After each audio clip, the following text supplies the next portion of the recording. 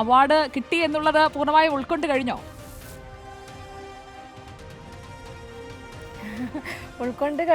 കഴിഞ്ഞോന്ന് ചോദിച്ചാൽ ഉൾക്കൊണ്ടുകൊണ്ടിരിക്കുകയാണ്. ഈ ഒരു സന്തോഷം എങ്ങനെ നമ്മൾ സന്തോഷിച്ച് തീർക്കണ്ടേ എന്നറിയാത്തൊരവസ്ഥയാണ്. ഷംല ശരിക്കും സിനിമാ മേഖലയിലേക്ക് വന്നത് ഈ താമറിന്റെ 1001 നുണകൾ എന്ന സിനിമയാണ് 2022. അപ്പോൾ ശരിക്കും ഈ മേഖലയിലേക്ക് വന്ന മൂന്നാമത്തെ വർഷം തന്നെ മികച്ച നടിയായിരിക്കുകയാണ്. അതെ അതെ അതെ ദൈവമേ, അതെ.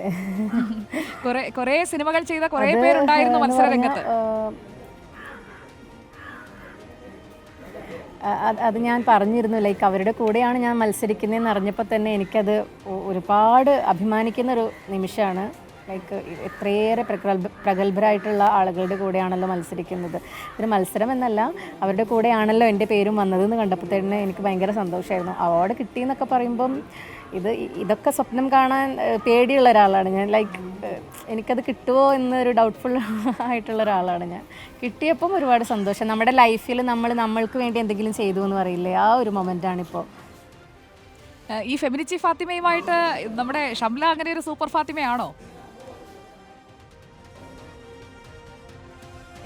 ഞാൻ ഫെമിനിച്ചി ഫാത്തിമയിലെ ക്യാരക്ടർ ഞാനും ഭയങ്കര ഡിഫറെൻ്റാണ്. ഞാൻ അങ്ങനെയല്ല. അത് പക്ഷേ ഇങ്ങനെ ഒരു പരിചയമുള്ള, നമ്മൾ കണ്ട് പഴകിയിട്ടുള്ള ഒരു ക്യാരക്ടറാണ് ഫെമിനിച്ചി ഫാത്തിമയിലെ ഫാത്തിമ. വീട്ടിലെല്ലാവരും സന്തോഷമായോ? നേരത്തെ ഒരു പ്രഖ്യാപിക്കുന്ന വേളയിൽ ഒരു നെറ്റിയിലൊരു ചുംബനം കിട്ടുന്നത് ഞാൻ കണ്ടിരുന്നു.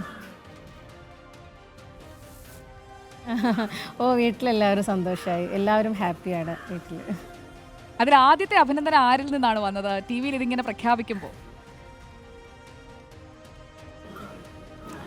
ഉമ്മയാണ്, എൻ്റെ ഹസ്ബൻഡിൻ്റെ ഉമ്മയാണ്. ഉമ്മയ്ക്ക് നല്ല സന്തോഷമായി കാണുമല്ലോ.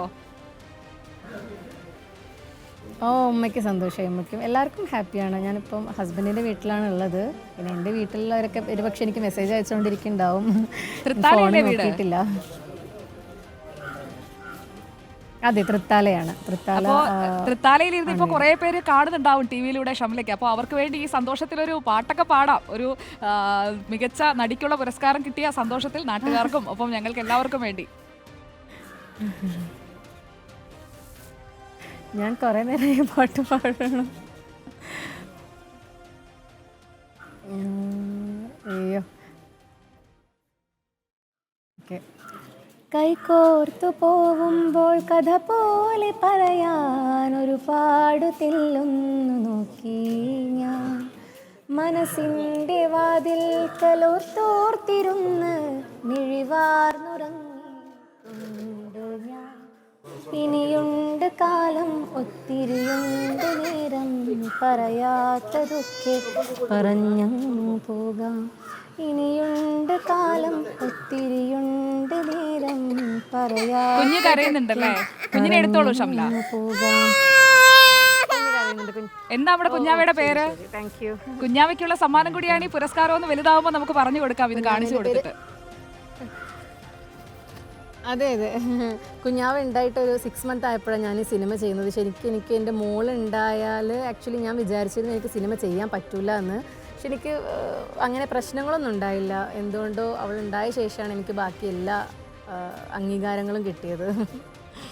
അതാ ഞാൻ പറഞ്ഞത്, ആ കുഞ്ഞിനും കൂടിയുള്ള സന്തോഷമാണ്. അവളും കൂടി ആ ഫ്രെയിമിൽ ഉണ്ടാവട്ടെ. ഇതിൽ മാത്രമല്ല, ഇനി അങ്ങോട്ടുള്ള എല്ലാ ഫ്രെയിമുകളിലും. തീർച്ചയായിട്ടും തീർച്ചയായിട്ടും. Thank you Shamla.